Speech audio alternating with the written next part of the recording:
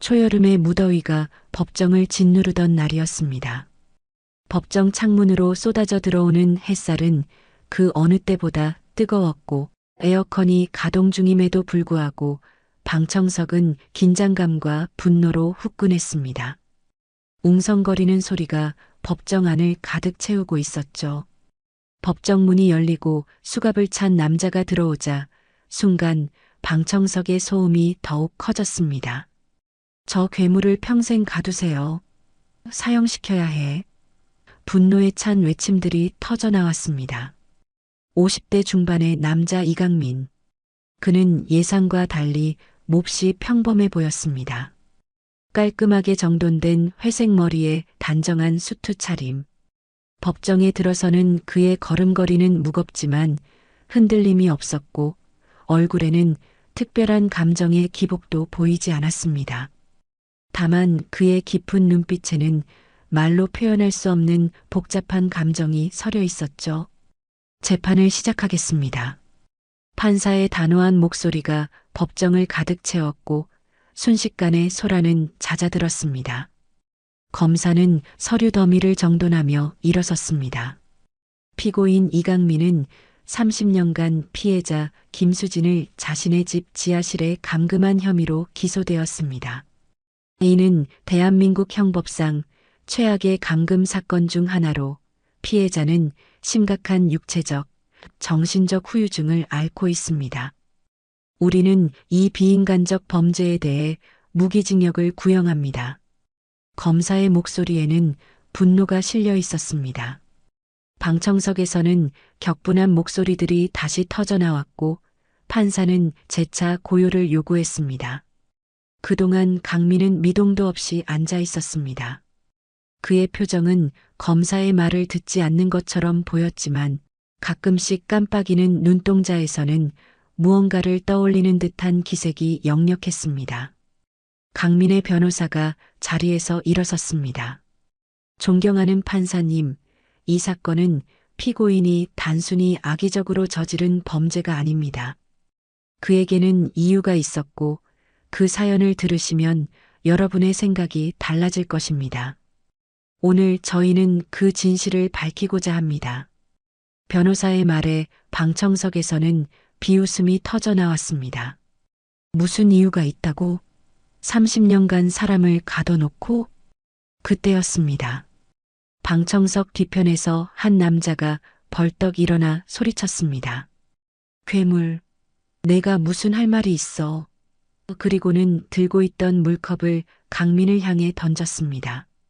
물컵은 강민의 어깨를 맞고 바닥에 떨어졌고 물이 그의 수트를 적셨습니다.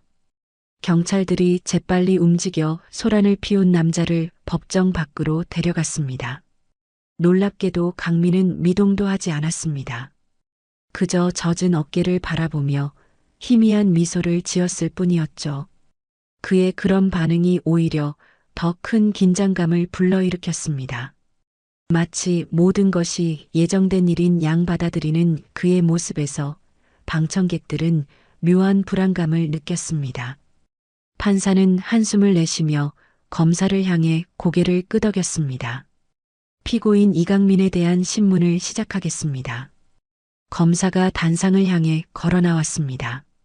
피고인은 30년 전 김수진을 납치해 지하실에 감금했습니까? 강민은 잠시 침묵했다가 고개를 들었습니다. 그의 목소리는 맑고 또렷했습니다. 그렇습니다. 방청석에서는 다시 소란이 일었습니다. 그의 태도에 더욱 분노하는 듯했죠. 검사는 승리감에 찬 눈빛으로 계속해서 질문을 이어갔습니다. 피고인은 자신의 행위가 범죄임을 알고 있었습니까? 강민은 다시 고개를 들었습니다. 그의 눈에는 이제 무언가 다른 감정이 서려 있었습니다. 알고 있었습니다. 그런데도 피해자를 30년간이나 감금했다는 말입니까?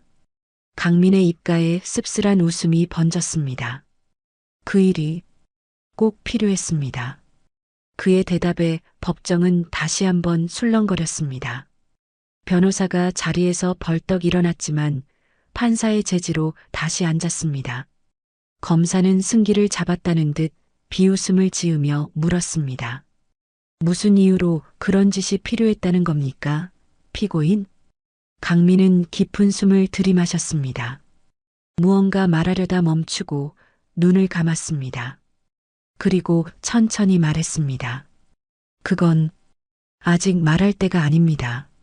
30년 전 비가 추적추적 내리던 가을날의 밤, 이강민의 집 지하실로 시간은 거슬러 올라갑니다. 28살의 젊은 강민이 마스크를 쓴 채 의식을 잃은 여성을 안고 내려오는 모습이 보입니다.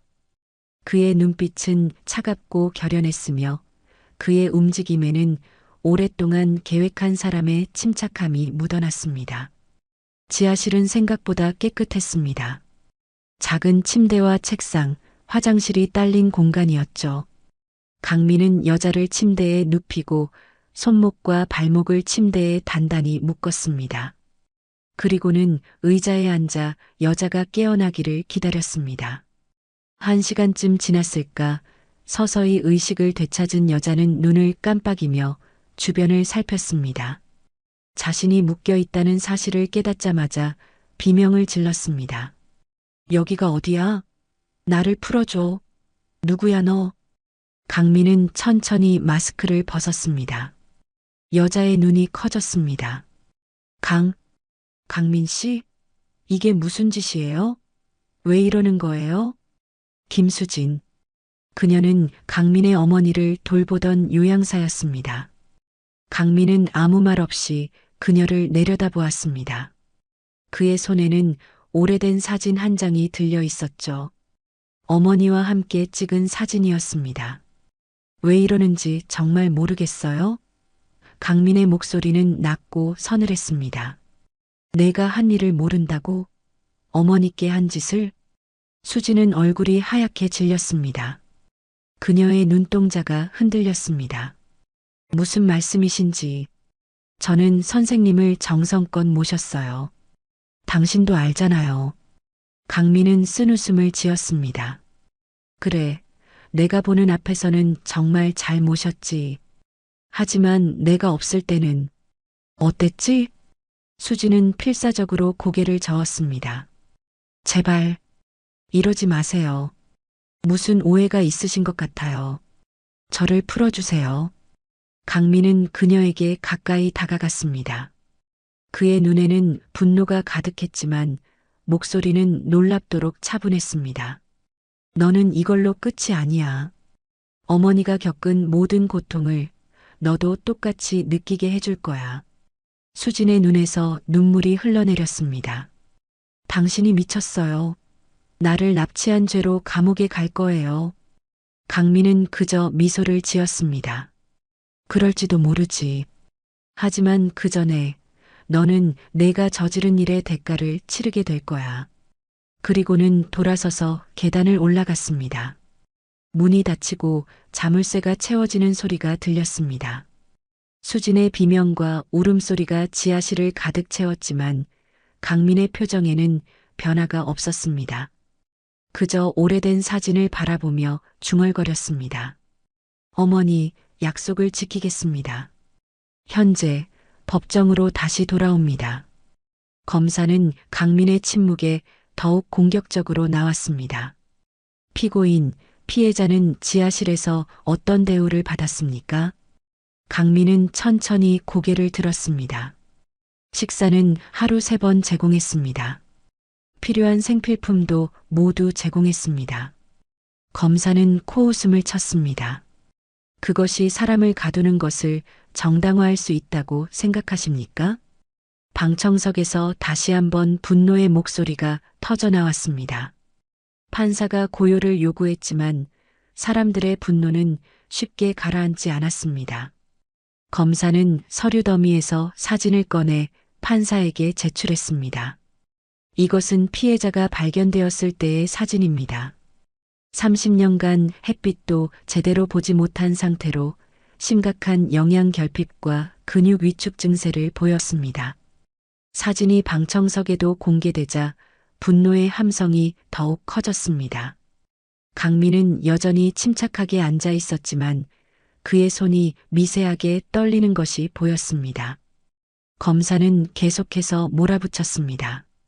피고인은 피해자에게 학대를 가했습니까?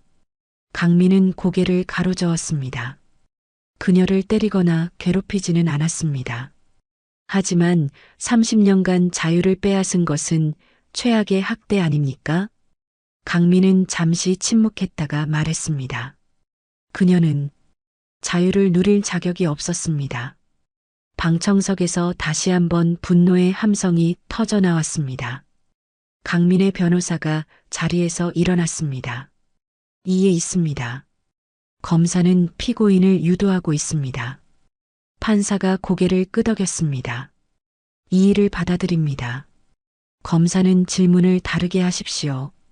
검사는 잠시 서류를 넘기더니 다시 물었습니다. 피고인, 왜 피해자를 풀어주지 않았습니까? 후회는 없었습니까? 강민은 깊은 숨을 내쉬었습니다. 후회, 날마다 했습니다. 하지만 그녀를 풀어줄 수는 없었습니다. 그의 변호사가 강민에게 다가가 귓속말을 했습니다. 이제 말할 때예요. 이대로는 무기징역을 피할 수 없어요. 하지만 강민은 고개를 저었습니다. 아직 때가 아닙니다. 그때 법정 문이 열리고 한 사람이 들어왔습니다. 나이 지긋한 남성이었습니다. 그는 판사에게 다가가 뭔가를 전달했습니다. 판사는 그것을 읽어보더니 검사와 변호사를 불러 소곤거렸습니다. 판사가 자리로 돌아와 말했습니다. 방금 새로운 증인이 출석했습니다. 이강민 씨의 옛 이웃이신 박종현 씨입니다. 증인 신문을 허가합니다. 박종현 씨가 증인석에 앉았습니다. 그는 예순이 넘어 보이는 온화한 인상의 노인이었습니다. 검사가 물었습니다. 증인은 피고인 이강민을 얼마나 오래 알고 계셨습니까? 35년 정도 됩니다. 그의 어머니가 살아계실 때부터 이웃이었죠. 피고인에 대해 어떤 인상을 갖고 계셨습니까? 노인은 잠시 강민을 바라보았습니다. 그의 눈에는 슬픔이 서려 있었습니다. 강민이는 어머니를 끔찍이 아꼈습니다. 제가 본 아들 중에 가장 효자였어요. 방청석이 술렁거렸습니다. 이런 대답은 아무도 예상하지 못했던 것 같았습니다. 강민의 기억은 다시 35년 전으로 거슬러 올라갔습니다. 서울의 평범한 주택가, 작지만 포근한 집에서 그와 어머니는 함께 살고 있었습니다. 그날도 강민은 회사에서 일을 마치고 집으로 돌아왔습니다. 어머니, 다녀왔습니다. 현관문을 열며 강민이 익숙한 인사를 건넸지만 집안은 유난히 조용했습니다. 평소라면 부엌에서 저녁 준비를 하시던 어머니의 모습이 보여야 했지만 오늘은 그렇지 않았습니다. 어머니? 불안한 마음으로 방문을 열자 어머니는 침대에 누워 괴로운 표정을 짓고 있었습니다. 얼굴은 창백했고 이마에는 식은 땀이 맺혀 있었죠. 강민아. 어머니의 목소리는 가냘팠습니다. 괜찮아. 그냥 좀 피곤해서 그래. 하지만 강민은 어머니의 상태가 심상치 않음을 직감했습니다. 그날 밤 어머니는 결국 응급실로 실려갔고 의사는 뇌경색 초기 증상이라고 진단했습니다. 다행히 큰 후유증은 없었지만 의사는 이제 혼자 생활하기 어려울 것이라고 경고했습니다. 강민은 어머니를 돌보기 위해 휴직을 고려했지만 직장 상사는 그럴 여유가 없다며 단호하게 거절했습니다. 결국 그는 어머니를 위한 요양사를 구하기로 결심했습니다. 여러 요양사를 면접한 끝에 강민은 김수진을 고용했습니다. 30대 초반의 수진은 경력도 있고 인상도 좋았습니다. 무엇보다 어머니가 첫눈에 그녀를 마음에 들어 했죠. 수진 양, 우리 어머니를 잘 부탁드립니다. 강민은 진심을 담아 부탁했습니다. 수진은 환하게 웃었습니다. 걱정 마세요. 제가 친어머니처럼 정성껏 모시겠습니다. 처음 몇 주간은 모든 것이 순조로웠습니다. 강민이 퇴근하면 수진은 어머니의 상태를 상세히 보고했고 어머니도 수진을 마음에 들어 했습니다. 하지만 시간이 지나면서 미묘한 변화가 찾아왔습니다. 어느 날 퇴근한 강민은 어머니가 평소보다 더 지쳐 보이는 것을 발견했습니다. 어머니, 오늘 어떠셨어요? 어머니는 희미하게 미소 지었습니다. 괜찮아, 아들. 그냥 좀 피곤해서 그래. 그러나 강민은 어머니 옆 테이블에 놓인 약병을 보았습니다. 어머니, 오늘 약은 드셨어요? 어머니가 잠시 생각하더니 대답했습니다. 글쎄, 수진 양이 줬는지 기억이 안 나는구나. 강민은 수진에게 물었지만 그녀는 당연히 드렸죠. 어르신이 기억을 못 하시는 것 같아요. 요즘 기억력이 많이 떨어지셨어요. 라고 대답했습니다. 그날 이후 강민은 어머니의 상태를 더 주의 깊게 살피기 시작했습니다. 그리고 점점 더 많은 이상한 징후들을 발견했습니다. 어머니가 종종 멍이 들어 있거나 식사를 제대로 하지 못한 흔적이 있었습니다. 하지만 수지는 항상 그럴듯한 변명을 늘어놓았죠. 넘어지셨대요. 제가 잠깐 화장실 간 사이예요. 식욕이 없으시다고 하셔서 억지로 드리지 않았어요. 의심은 점점 커져갔지만 강민은 확실한 증거를 잡지 못했습니다. 어머니 역시 뭔가 말하고 싶어 하면서도 망설이는 듯 했습니다. 그러던 어느 날 밤 강민이 야근을 마치고 늦게 귀가했을 때였습니다. 집에 도착했을 때 수지는 이미 퇴근한 상태였고 어머니는 침대에 누워 있었습니다. 하지만 어머니의 상태가 심상치 않았습니다. 온몸이 떨리고 있었고 열이 심하게 나고 있었던 것입니다. 어머니, 괜찮으세요? 강민이 다급하게 물었습니다. 어머니는 힘겹게 눈을 떴습니다. 강민아. 그리고는 떨리는 손으로 강민의 손을 잡았습니다. 수진이, 무서워.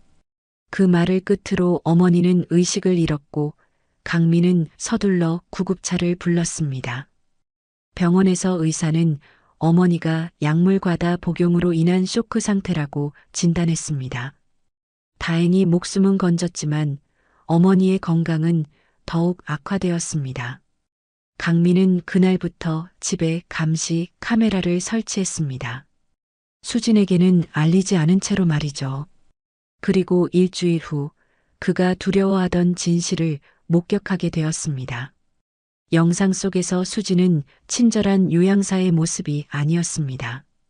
어머니에게 약을 강제로 먹이거나 때로는 약을 고의로 바꿔치기 하는 모습이 담겨 있었습니다. 더 충격적인 것은 어머니가 도움을 요청할 때 무시하거나 심지어 폭언을 하는 장면도 있었다는 것입니다. 귀찮게 하지 마세요. 당신 아들도 당신 때문에 고생인 줄 알아요? 빨리 죽지 그래요? 이렇게 오래 살아서 뭐해요? 영상을 보는 강민의 손이 떨렸습니다. 분노와 자책감이 그를 뒤덮었습니다. 자신이 고용한 사람이, 자신이 신뢰했던 사람이 어머니를 이렇게 학대하고 있었다니. 현재의 법정으로 돌아옵니다. 박종현의 증언이 계속되고 있었습니다. 그 아이는 정말 어머니를 위해 모든 것을 다했습니다. 직장에서 돌아오면 바로 어머니께 달려갔고 주말이면 항상 어머니를 모시고 공원에 나가곤 했죠. 검사가 물었습니다. 그런데 피고인이 어머니를 그렇게 아꼈다면 왜 요양원에 모시지 않고 집에서 요양사를 고용했습니까? 어머니가 요양원에 가기를 거부하셨기 때문입니다. 자신의 집에서 죽고 싶다고 하셨죠. 강민이는 어머니의 뜻을 존중했고 최선의 돌봄을 제공하기 위해 노력했습니다. 피고인의 어머니는 어떻게 돌아가셨습니까? 박종현은 잠시 침묵했습니다. 그의 눈에 눈물이 고였습니다. 갑자기 상태가 악화되어 돌아가셨습니다. 의사는 뇌출혈이라고 했지만 당시 강민희는 뭔가 이상하다고 계속 말했습니다. 방청석에서 웅성거림이 들렸습니다.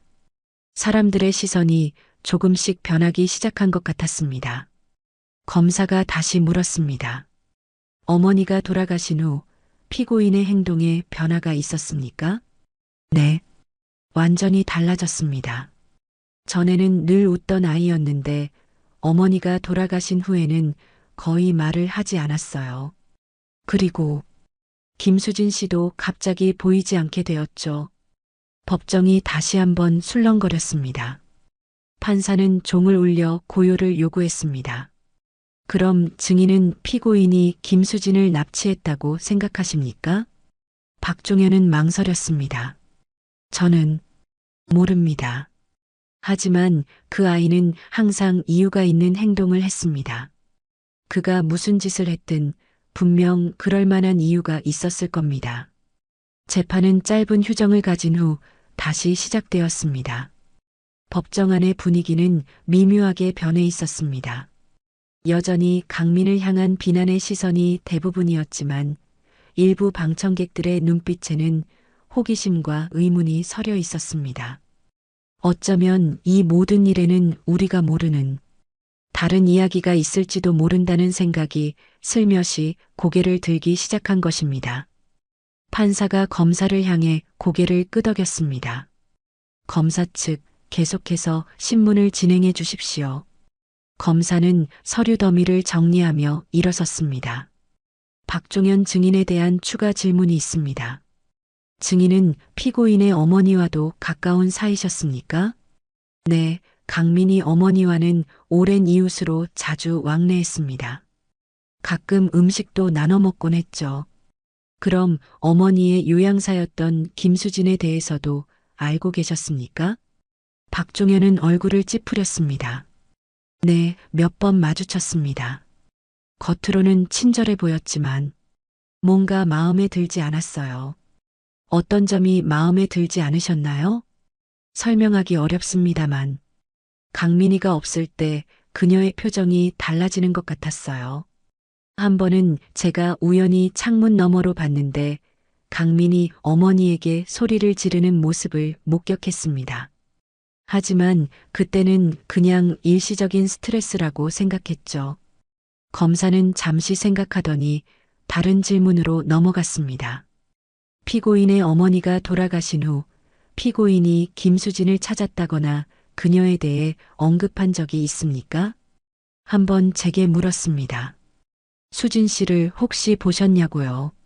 제가 못 봤다고 하자 그냥 고개를 끄덕이고 돌아갔습니다. 그 후로는 그녀에 대해 전혀 언급하지 않았어요.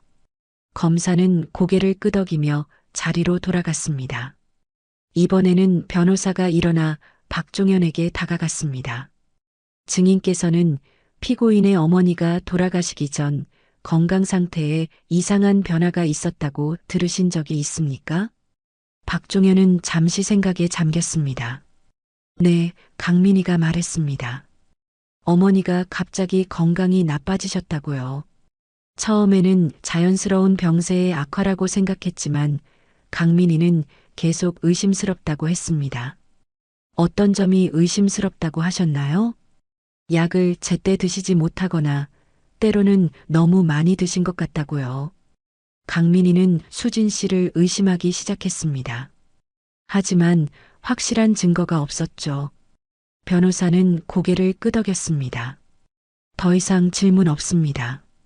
판사는 박종현에게 증인석에서 내려와도 좋다고 말했습니다. 그리고 강민을 향해 물었습니다. 피고인, 이제 증언을 할 준비가 되셨습니까? 법정의 모든 시선이 강민에게 쏠렸습니다.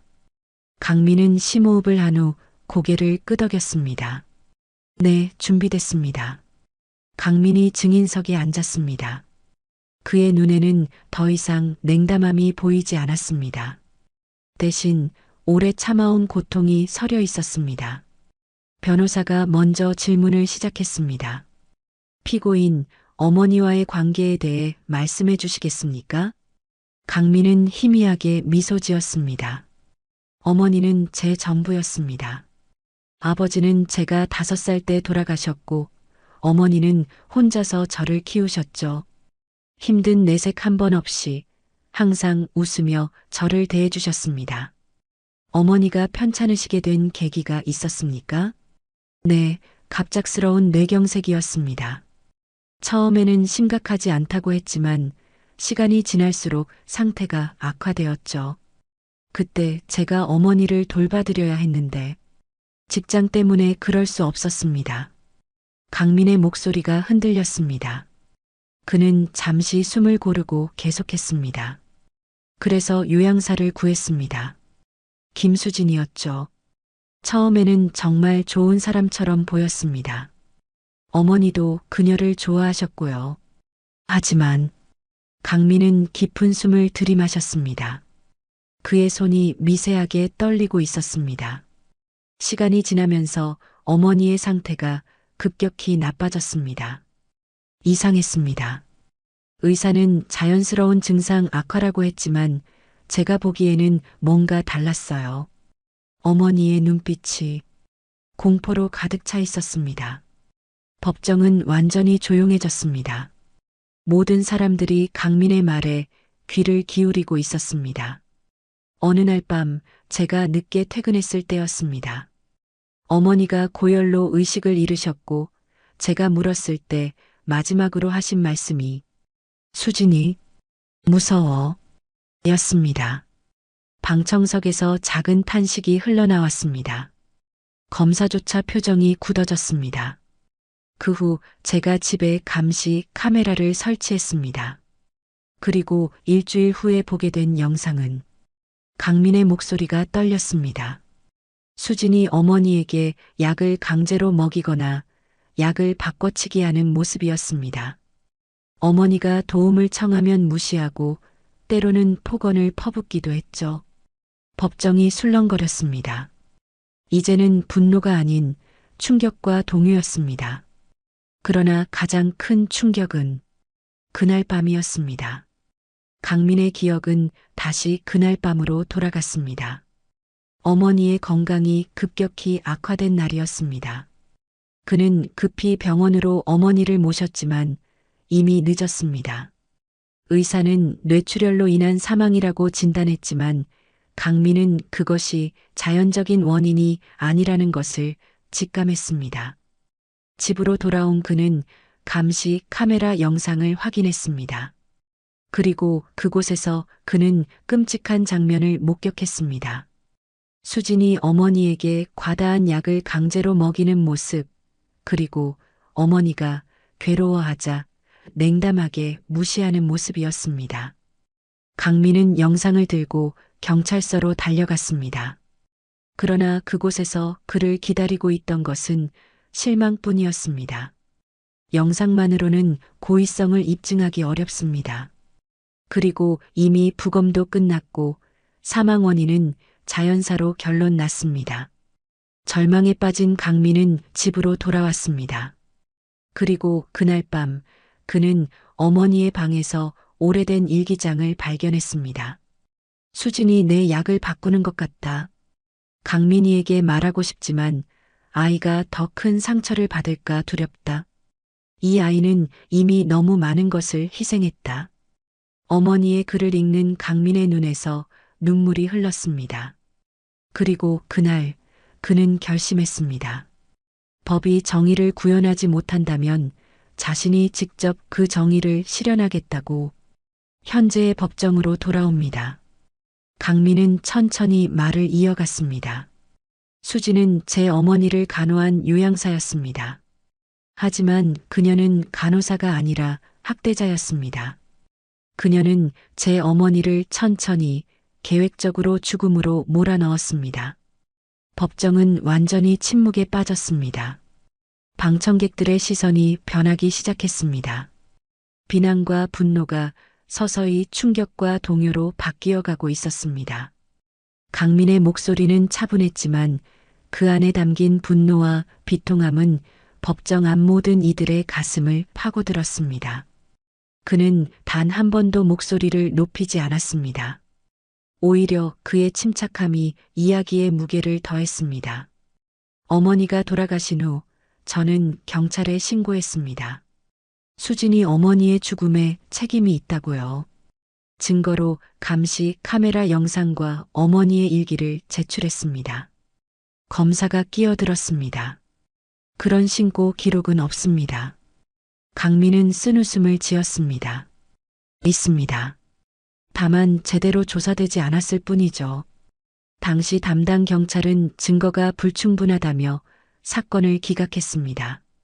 노인의 자연사로 결론 내렸죠. 그의 손에서 낡은 종이 한 장이 떨렸습니다. 그것은 10년도 더 된 경찰 신고 접수증이었습니다. 판사는 그 종이를 받아 자세히 살펴보았습니다. 맞습니다. 실제로 신고가 있었군요. 하지만 피고인, 그것이 사람을 납치해 30년간 감금할 이유가 될 수는 없습니다. 강민은 깊은 숨을 내쉬었습니다. 그때 저는 모든 것을 잃었습니다. 어머니는 돌아가셨고 정의는 이루어지지 않았죠. 수지는 다른 노인을 돌볼 요양사로 새 직장을 구했습니다. 저는 그녀가 또 다른 피해자를 만들지 못하게 해야 했습니다. 그래서 납치를 선택했다는 말입니까? 검사가 물었습니다. 네. 강민의 대답은 단호했습니다. 저는 그녀를 찾아갔습니다. 증거를 보여주며 자백을 요구했죠. 하지만 그녀는 비웃기만 했습니다. 증거가 있으면 경찰에 가라고요. 그리고는 이렇게 말했습니다. 당신 어머니는 나 때문에 죽은 게 아니야. 그냥 쓸모없는 늙은이였을 뿐이지. 방청석에서 충격의 탄식이 흘러나왔습니다. 어떤 이들은 분노에 찬 표정을 짓기 시작했습니다. 하지만 이번에는 그 분노가 향하는 대상이 달랐습니다. 강민은 잠시 감정을 가라앉히기 위해 물을 마셨습니다. 그리고 천천히 말을 이어갔습니다. 그 순간 저는 이성을 잃었습니다. 그녀를 제 차에 태워 집으로 데려왔죠. 처음에는 몇 주면 그녀가 자백하고 진심으로 사과할 거라고 생각했습니다. 하지만 강민은 고개를 숙였습니다. 그의 어깨가 미세하게 떨렸습니다. 그녀는 끝까지 자신의 잘못을 인정하지 않았습니다. 오히려 저를 비웃었죠. 내가 아무리 나를 가둬도 너의 어머니는 돌아오지 않아라고요. 그래서 계속 그녀를 가둬두었습니다. 어머니에게 했던 것처럼 그녀도 고통받게 하고 싶었어요. 변호사가 물었습니다. 30년 동안 피고인은 김수진에게 어떤 대우를 했습니까? 식사는 규칙적으로 제공했습니다. 책과 텔레비전도 주었죠. 신체적 학대는 하지 않았습니다. 하지만 자유를 빼앗았죠. 그것이 제가 생각할 수 있는 가장 큰 형벌이었습니다. 검사가 다시 질문했습니다. 피고인은 30년 동안 한 번도 김수진을 풀어줄 생각을 하지 않았습니까? 강민은 잠시 침묵했다가 대답했습니다. 생각은 많이 했습니다. 특히 어머니의 기일이 다가올 때면요. 어머니라면 이런 제 모습을 원치 않으셨을 테니까요. 그는 주머니에서 낡은 편지 한 장을 꺼냈습니다. 이것은 어머니가 돌아가시기 전에 남기신 마지막 편지입니다. 강민아, 수진을 용서해라. 너는 나처럼 고통에 갇히면 안 된다고 쓰여 있습니다. 강민의 눈에서 눈물이 흘러내렸습니다. 하지만 저는 용서할 수 없었습니다. 어머니의 고통스러운 마지막 순간을 생각하면 도저히. 법정은 깊은 침묵에 빠졌습니다. 많은 방청객들의 눈에도 눈물이 고여 있었습니다. 그들은 이제 강민을 단순한 범죄자가 아닌 깊은 상처를 가진 한 인간으로 보기 시작했습니다. 검사는 목을 가다듬고 물었습니다. 그렇다면 어떻게 김수진이 발견되었습니까? 제가 3달 전 심장마비로 병원에 입원했습니다. 그동안 수진에게 음식을 제공할 수 없었고 제가 사망할 경우 그녀도 함께 죽을 수 있다는 생각이 들었습니다. 그래서 이웃에게 편지를 남겼습니다. 제 집 지하실에 사람이 있다고요. 검사는 고개를 끄덕였습니다. 그 이웃의 신고로 김수진이 발견되었군요. 네. 강민은 작게 대답했습니다. 제가 병원에서 깨어났을 때 경찰이 기다리고 있었습니다. 변호사가 일어나 판사에게 말했습니다. 존경하는 판사님, 피고인이 범행을 자백하고 있습니다. 하지만 그의 행위에는 정상 참작의 여지가 충분히 있습니다. 어머니의 죽음에 대한 정의가 이루어지지 않았고 그 과정에서 극도의 정신적 고통을 겪었습니다. 검사도 자리에서 일어났습니다. 정상 참작의 여지는 있을 수 있습니다. 그러나 30년간의 감금은 어떤 이유로도 정당화될 수 없습니다. 이는 명백한 중범죄입니다. 판사는 고개를 끄덕이고 강민을 바라보았습니다. 피고인, 마지막으로 하실 말씀이 있습니까? 강민은 천천히 고개를 들었습니다. 그의 눈에는 이제 체념과 후회가 가득했습니다. 저는 괴물이 되었습니다. 어머니를 보호하지 못했고 그 원한을 30년간 품어왔죠. 하지만 그녀도 괴물입니다. 제 어머니를 천천히 잔인하게 죽음으로 몰아넣은 그의 목소리가 흔들렸습니다. 잠시 숨을 고른 후 그는 계속했습니다. 저는 제가 한 일에 대한 책임을 질 준비가 되어 있습니다. 하지만 단 한 가지 바람이 있다면 수진도 그녀의 죄에 대한 책임을 졌으면 합니다. 어머니는 그녀 때문에 돌아가셨습니다. 법정은 완전한 침묵에 빠졌습니다. 그의 마지막 말이 모두의 가슴에 깊은 여운을 남겼습니다. 판사는 잠시 생각에 잠겼다가 말했습니다. 오늘 재판은 여기까지입니다. 내일 김수진 증인을 소환하겠습니다. 피고인에 대한 선고는 모든 증언을 들은 후 내리겠습니다. 방청객들은 천천히 법정을 빠져나갔습니다. 그들의 표정은 들어올 때와 완전히 달랐습니다. 분노와 경멸이 연민과 혼란으로 바뀌어 있었습니다. 어떤 이들은 강민의 이야기에 눈물을 흘리기도 했습니다. 강민은 경찰에 의해 다시 구치소로 돌아갔습니다.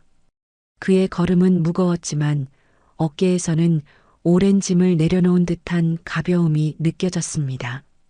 30년간 숨겨온 자신의 이야기를 마침내 세상에 털어놓은 것입니다. 다음 날 법정은 평소보다 더 많은 사람들로 채워졌습니다.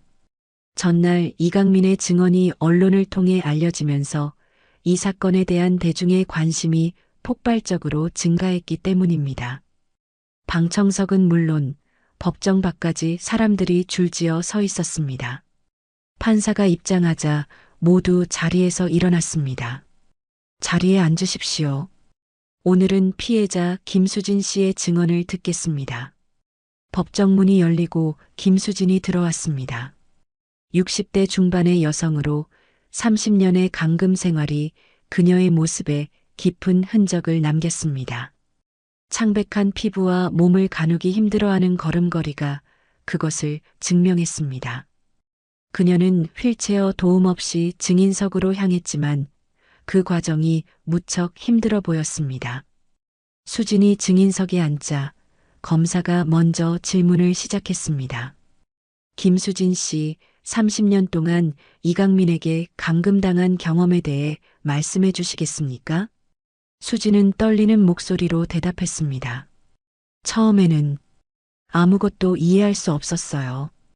어느 날 갑자기 그가 나타나 나를 납치했으니까요. 지하실은 춥고 어두웠어요. 매일 죽을 것만 같았습니다. 방청석에서 동정의 한숨이 흘러나왔습니다. 그녀의 말에 마음이 아픈 사람들이 많았습니다. 그가 당신에게 폭력을 행사했습니까? 수지는 고개를 저었습니다. 신체적인 폭력은 없었어요. 하지만 정신적 고통은 말로 표현할 수 없습니다. 매일 같은 벽만 보면서 세상과 단절된 채 살아야 했으니까요. 검사는 고개를 끄덕이며 계속했습니다. 강민 씨가 당신을 감금한 이유에 대해 말한 적이 있습니까? 수지는 잠시 망설이더니 대답했습니다. 그는 제가 그의 어머니를 학대했다고 주장했어요. 하지만 그건 말도 안 되는 소리입니다. 저는 선생님을 정성껏 모셨어요. 검사가 물었습니다. 그의 어머니를 돌보던 당시 특별한 문제가 있었습니까? 아니요. 선생님은 병세가 점점 악화되고 있었고 저는 최선을 다해 돌봤어요. 불행히도 상태가 갑자기 나빠져 돌아가셨죠. 강민 씨는 그 충격을 받아들이지 못하고 저를 탓한 것 같아요. 수진의 증언이 계속되는 동안 강민은 고개를 숙인 채 묵묵히 앉아 있었습니다. 그의 표정은 읽기 어려웠지만 때때로 손이 떨리는 것이 보였습니다. 변호사의 차례가 되었습니다. 김수진 씨, 강민 씨의 어머니가 돌아가시기 전 그녀의 약을 바꿔치기 한 적이 있습니까? 수진의 표정이 굳어졌습니다. 절대 그런 적 없습니다. CCTV 영상에는 당신이 약병을 교체하는 장면이 찍혀 있다고 합니다. 이에 대해 어떻게 설명하시겠습니까? 그건 약을 정리한 것뿐입니다. 절대 의도적으로 해를 끼치지 않았어요. 변호사는 서류 한 장을 들어보였습니다. 이것은 강민 씨 어머니의 일기입니다. 여기에는 수진이 내 약을 바꾸는 것 같다라고 적혀 있습니다. 이에 대해 어떻게 생각하십니까? 수진은 당황한 기색이 역력했습니다. 그건 선생님의 오해일 뿐입니다. 당시 그분은 약 때문에 혼란스러워 하셨어요. 변호사는 계속해서 몰아붙였습니다. 또한 감시 카메라에는 당신이 강민 씨의 어머니에게 폭언하는 장면도 있다고 합니다. 맞습니까? 수지는 눈을 내리깔았습니다. 간병인이라는 일이 때로는 스트레스가 많습니다. 가끔 인내심을 잃을 때도 있었을 거예요. 법정이 술렁거렸습니다. 수진의 대답이 사실상 폭언을 인정한 것으로 들렸기 때문입니다. 변호사는 마지막 질문을 던졌습니다. 김수진 씨, 강민 씨 어머니의 죽음에 당신의 책임이 전혀 없다고 확신하십니까? 수진은 잠시 침묵했습니다. 그녀의 눈동자가 불안하게 흔들렸습니다. 그리고 마침내 입을 열었습니다. 저는 최선을 다했습니다. 그 이상은 말할 수 없습니다. 그녀의 모호한 대답에 법정은 다시 한번 술렁거렸습니다. 판사는 종을 울려 고요를 요구했습니다. 법정의 긴장감은 극에 달했습니다. 김수진의 모호한 대답과 불안한 태도는 이미 많은 이들의 의심을 불러일으켰습니다. 판사는 잠시 생각에 잠기더니 검사에게 추가 질문 기회를 주었습니다. 검사는 수진에게 다가가 조금 부드러운 어조로 물었습니다. 김수진 씨, 30년 동안의 감금 생활은 분명 견디기 힘든 고통이었을 겁니다. 하지만 지금 이 자리에서 진실을 말해주셨으면 합니다. 이강민 씨의 어머니를 돌보는 과정에서 정말로 어떤 일이 있었습니까? 수지는 손수건으로 이마에 땀을 닦았습니다. 그녀의 호흡이 가빠지고 눈동자는 불안하게 흔들렸습니다. 마치 오랫동안 무거운 짐을 지고 있다가 이제 그것이 너무 무거워져 내려놓을까 고민하는 사람 같았습니다. 저는 그녀의 목소리가 떨렸습니다. 요양사로 일하면서 실수를 했을 수도 있습니다. 방청석에서 숨을 죽이는 소리가 들렸습니다. 강민은 자리에서 몸을 바로 세웠습니다. 그의 눈에 잠시 놀라움이 스쳤습니다. 수지는 계속했습니다. 그때는 젊었고 여러 곳에서 동시에 일했어요. 너무 바빠서 때로는 약을 제대로 챙기지 못했을 수도 있습니다. 단순한 실수였다는 말씀입니까? 검사가 물었습니다. 수지는 잠시 침묵했습니다. 그리고 천천히 고개를 저었습니다. 아닙니다. 처음에는 실수였지만 나중에는 그녀는 말을 멈추고 눈을 감았습니다. 깊은 숨을 들이마신 후 그녀는 마침내 30년이라는 시간 동안 봉인되었던 진실을 털어놓기 시작했습니다. 선생님은 제게 매우 친절했습니다. 하지만 그 당시 저는 경제적으로 너무 어려웠어요. 그리고 선생님이 가지고 계신 귀중품을 보게 되었죠. 처음에는 그저 작은 물건들을 가져갔습니다. 하지만 선생님이 의심하기 시작했고 법정은 완전한 침묵에 잠겼습니다. 모든 시선이 그녀에게 고정되었습니다. 선생님이 강민 씨에게 말하려 했어요. 그래서 저는 약을 조절했습니다. 더 혼란스러워지게 만들기 위해서죠. 그러면 아무도 그녀의 말을 믿지 않을 테니까요. 강민의 얼굴이 창백해졌습니다. 그의 손이 꽉 쥐어졌습니다. 하지만 그는 여전히 침묵을 지켰습니다. 수지는 이제 눈물을 흘리기 시작했습니다. 그러다 실수했어요. 너무 많은 약을. 그날 밤 선생님의 상태가 급격히 악화되었고, 그리고 돌아가셨죠. 법정에서 충격의 탄식이 흘러나왔습니다. 방청객들의 얼굴에는 분노와 놀라움이 뒤섞여 있었습니다. 그래서 강민 씨가 찾아왔을 때 저는 부인했습니다. 증거가 부족했으니까요. 경찰도 믿어주지 않았고, 그런데 강민 씨가 날 납치했어요. 처음에는 몇 주 정도 감금하다가 풀어줄 거라고 생각했어요. 하지만 수진의 목소리가 흔들렸습니다. 그는 절대 풀어주지 않았어요. 30년이라는 시간 동안 판사가 물었습니다. 김수진 씨, 지금 증언은 사실상 고의적인 투약 과실, 나아가 살인을 자백하는 것으로 볼 수 있습니다. 이 점을 인지하시나요? 수진은 천천히 고개를 끄덕였습니다. 알고 있습니다. 하지만 30년의 시간이 지났어요. 이제는 모든 것이 끝났으면 합니다. 법정은 다시 한번 충격에 휩싸였습니다. 이제 사람들의 시선은 완전히 달라져 있었습니다. 어제까지만 해도 괴물로 여겨지던 강민은 이제 깊은 연민의 대상이 되었고 피해자로 여겨지던 수지는 범죄자로 인식되기 시작했습니다. 판사는 잠시 생각에 잠기더니 모두를 향해 말했습니다. 오늘의 증언은 이 사건의 새로운 국면을 가져왔습니다. 검찰은 김수진 씨에 대한 기소를 검토해 주시기 바랍니다. 이강민 씨에 대한 선고는 내일 오전 11시에 진행하겠습니다. 법정이 해산되는 동안 강민과 수진의 시선이 잠시 마주쳤습니다. 30년이라는 긴 시간 동안 가해자와 피해자로 얽혀있던 두 사람의 눈에는 이제 복잡한 감정이 서려 있었습니다. 분노, 후회, 체념, 그리고 어쩌면 작은 해방감까지. 강민은 경찰에 의해 다시 구치소로 돌아갔습니다. 그의 걸음은 어제보다 조금 더 가벼워 보였습니다. 마침내 세상이 진실을 알게 되었기 때문이었을까요? 아니면 30년간 그를 괴롭혀온 복수의 감정이 조금은 풀렸기 때문이었을까요? 그날 밤 구치소의 작은 방에서 강민은 어머니의 마지막 편지를 다시 한번 펼쳐들었습니다. 강민아, 수진을 용서해라. 너는 나처럼 고통에 갇히면 안 된다. 어머니의 글씨를 따라 손가락을 천천히. 이튿날 아침 법정은 사람들로 가득 찼습니다.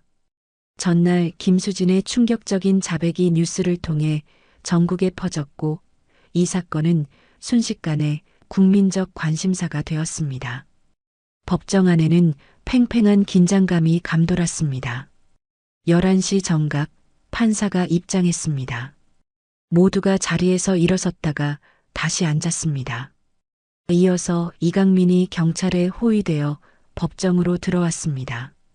그의 얼굴은 어제보다 훨씬 편안해 보였습니다. 마치 오랜 시간 동안 짊어졌던 무거운 짐을 내려놓은 사람처럼 말입니다. 판사는 목을 가다듬고 입을 열었습니다. 이강민 씨 사건에 대한 선고를 시작하겠습니다. 방청석에서는 숨을 죽이는 소리가 들렸습니다. 모두가 판사의 말에 귀를 기울였습니다. 본 법원은 피고인 이강민의 범행 사실을 유죄로 인정합니다. 사람을 30년간 감금한 행위는 어떤 이유로도 정당화될 수 없습니다. 강민은 천천히 고개를 끄덕였습니다. 그의 표정에는 놀라움이나 실망이 없었습니다. 이미 예상했던 결과였던 것 같았습니다. 그러나 본 법원은 피고인의 행위에 정상 참작의 여지가 있다고 판단합니다. 어머니에 대한 의료 과실과 그로 인한 사망, 그리고 법적 정의의 부재라는 극도의 상황 속에서 이루어진 범행이었습니다. 판사는 잠시 말을 멈추고 법정을 둘러보았습니다. 모든 이의 시선이 그에게 고정되어 있었습니다. 따라서 본 법원은 피고인 이강민에게 징역 15년을 선고합니다. 다만 피고인의 나이와 건강 상태, 그리고 진심 어린 자백과 반성을 고려하여 집행유예 10년을 부과합니다. 법정에서 작은 탄성이 흘러나왔습니다. 이는 예상보다 훨씬 가벼운 형이었습니다. 강민의 눈에 눈물이 고였습니다. 그는 천천히 고개를 숙여 판사에게 감사의 뜻을 표했습니다. 판사는 계속해서 말했습니다. 또한 김수진에 대해서는 고의적 투약 과실 및 그로 인한 사망 혐의로 수사를 재개할 것을 검찰에 권고합니다. 재판을 마칩니다. 법정은 술렁거렸습니다. 누구도 이런 결말을 예상하지 못했던 것 같았습니다. 일부 방청객들은 눈물을 훔쳤고 다른 이들은 서로 작은 목소리로 의견을 나누었습니다. 강민은 변호사와 짧게 대화를 나눈 후 경찰의 안내를 받아 법정을 나섰습니다. 이제 그는 자유의 몸이 되었습니다. 30년간의 복수가 끝난 것입니다. 법정 밖 취재진들이 그를 에워싸고 질문을 쏟아냈지만 강민은 고개를 숙인 채 말없이 걸음을 옮겼습니다.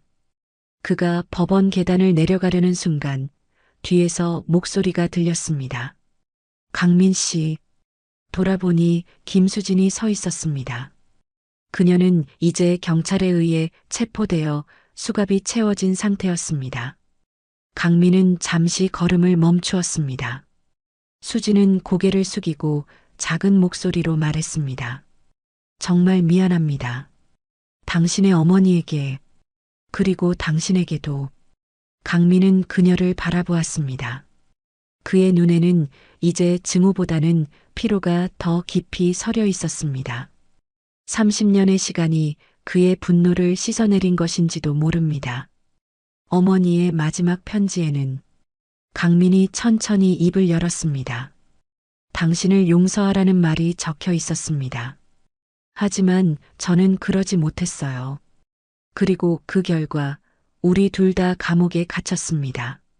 당신은 제 지하실에, 저는 복수라는 감옥에. 그의 말에 주변이 조용해졌습니다. 취재진들조차 질문을 멈추고 그의 말을 경청했습니다. 이제는 강민은 깊은 숨을 내쉬었습니다. 모든 것을 내려놓으려 합니다. 30년. 충분히 길었습니다. 수진의 눈에서 눈물이 흘러내렸습니다. 그녀는 아무 말도 하지 못한 채 고개만 끄덕였습니다. 경찰은 그녀를 데리고 법원을 빠져나갔습니다. 강민은 마지막으로 하늘을 올려다보았습니다. 오늘은 유난히 맑고 푸른 하늘이었습니다. 그는 어머니의 목소리가 들리는 것 같았습니다. 이제 괜찮아, 강민아. 이제 정말 끝났어. 한 달 후 강민은 어머니의 묘소를 찾았습니다. 손에는 어머니가 좋아하던 들꽃 한 다발을 들고 있었습니다. 무덤 앞에 꽃을 내려놓고 그는 조용히 무릎을 꿇었습니다.